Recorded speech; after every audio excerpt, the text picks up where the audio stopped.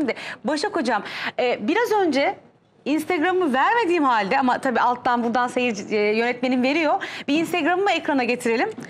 Bütün anneler demiş ki çocuğumu doktora götüreceğim. Randevu aldım. Öksürüyor. Şimdi anneler, babalar, babaanneler, dedeler.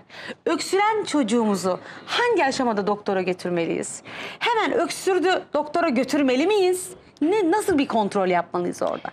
Aslında öksürük reflekstir ve günde 10'a kadar öksürükleri biz normal olarak kabul ediyoruz. Çünkü boğazımıza bir şey kaçtığında bile onu çıkarmak için öksürürüz.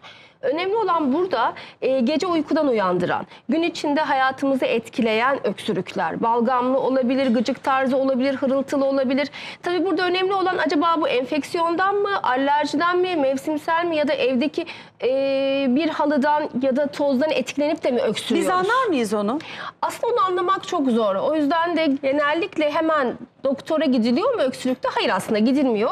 Ya çevreden işte öksürük şurupları veriliyor ya da evde hazırlanan bitki çayları veriliyor, ama aslında tabii burada bal eklenebiliyor, ama onun içinde 1 yaşından önce bal eklememek önemli.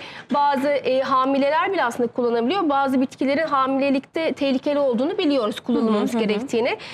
Tabii burada önemli olan her konuda hekiminizle konuşmanız önemli. Çünkü günde 10'a kadar öksürükler normal, ama sonrasında uzayan ve gün içindeki hayatını etkileyen öksürüklerde mutlaka hekim görmeli.